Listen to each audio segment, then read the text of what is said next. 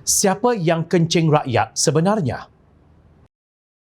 Slogan Pakatan Harapan Kencing dan Pakatan Harapan Hancing telah ditanam dalam pemikiran masyarakat oleh musuh gabungan itu daripada hari pertama UMNO BN yang kononnya Parti Keramat ditewaskan pada pilihan raya umum ke-14 yang lalu.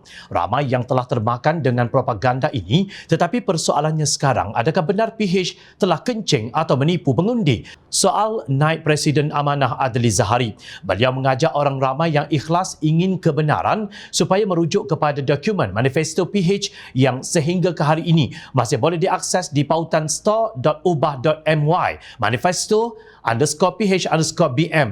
Saya fikir tidak ramai yang benar-benar telah membaca keseluruhan dokumen ini, tetapi hanya membuat andaian PH hancing melalui propaganda dan fitnah yang direka musuh-musuh Pakatan Harapan. Katanya, demi kebenaran itu, jom channel kongsikan hujah beliau berdasarkan fakta dan bukan auta, iaitu yang ada dalam manifesto Pakatan Harapan pada tahun 2018, bukan mengada-adakan yang tiada. Fakta yang pertama, janji untuk mengurangkan harga minyak ke RM1.50 tidak ada dalam dokumen manifesto PH 2018. Yang ada dinyatakan adalah perancangan PH untuk memberikan subsidi minyak tersasar dalam tempoh 5 tahun pemerintahannya.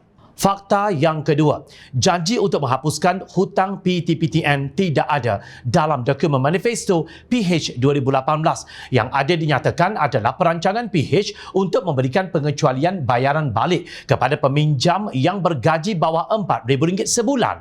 Fakta yang ketiga, janji untuk menghapuskan tol dalam masa 22 bulan tidak ada dalam dokumen manifesto PH 2018. Kata Adli, yang ada dinyatakan adalah perancangan PH untuk menghapuskan tol secara berperingkat-peringkat melalui rundingan semula dengan pihak konsesi.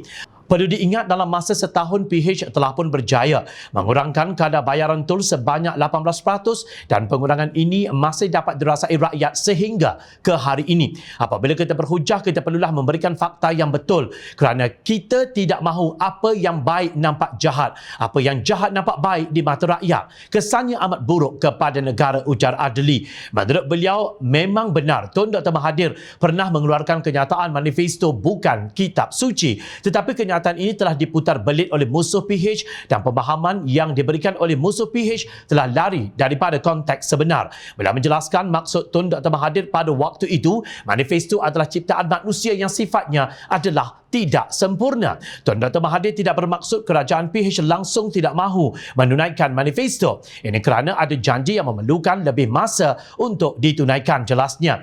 Justru itu saya ingin menyeru kepada semua pengundi supaya tidak terus percaya bulat-bulat pada maklumat yang disampaikan sebelah pihak. Sebaliknya, kita perlu mendengar maklumat dari pelbagai pihak supaya kita dapat membezakan mana yang benar dan mana yang palsu.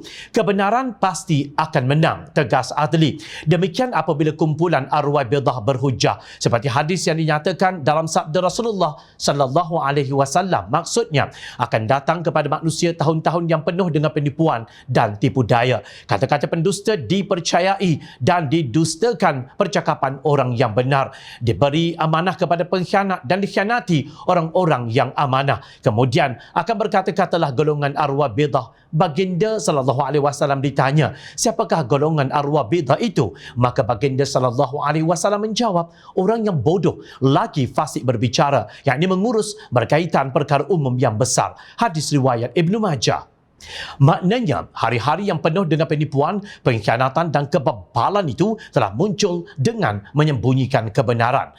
Apa jasa bakti pihak yang berteriak Pakatan Harapan Kencing selepas langkah Sheraton 23 Februari 2020? Tiada apa-apa yang signifikan kerana mereka hanya tahu merampas kerajaan yang sah sahaja. Lepas itu, jadi seumpama ayam tanpa kepala, sekadar meminjam istilah pengarah komunikasi amanah Khalid Abdul Samad. Sebenarnya selama 3 tahun ini, 2 tahun lebih lah, hampir-hampir 3 tahun ini, memang kerajaan yang ada di negara Malaysia ni kerajaan yang macam orang kata headless chicken lah. Ayam yang dah kena sembelih dah tak berkepala berjalan merata macam tu. Itulah kerajaan Malaysia sekarang ni. Hakikatnya, harga barangan di negara ini sudah mula meningkat sebelum Rusia menyerang Ukraine pada 24 Februari 2022. Namun kerajaan tidak tahu bagaimana menanganinya sehingga ke hari ini. Kadar inflasi tahunan ialah 4.7%, manakala kadar inflasi makanan meningkat kepada 7.2% menurut tradingeconomic.com. Sedangkan pada tahun 2019, dalam pentadbiran Pakatan Harapan yang ditohmah sebagai hancing itu, kadar inflasi hanya 0.66%. Nilai mata wang hari ini RM4.71 bagi setiap dolar Amerika, berbanding RM4.012 ketika dalam pentadbiran Pakatan Harapan menyalahkan perang Rusia-Ukraine tidak akan memperbaiki keadaan ekonomi negara selain mencari kambing hitam. Allah Subhanahu Wa Taala memberi peluang kepada kita untuk menjadi hamba-hambanya yang berilmu serta sentiasa amanah, bukan kencing rakyat setelah berkuasa secara rampasan.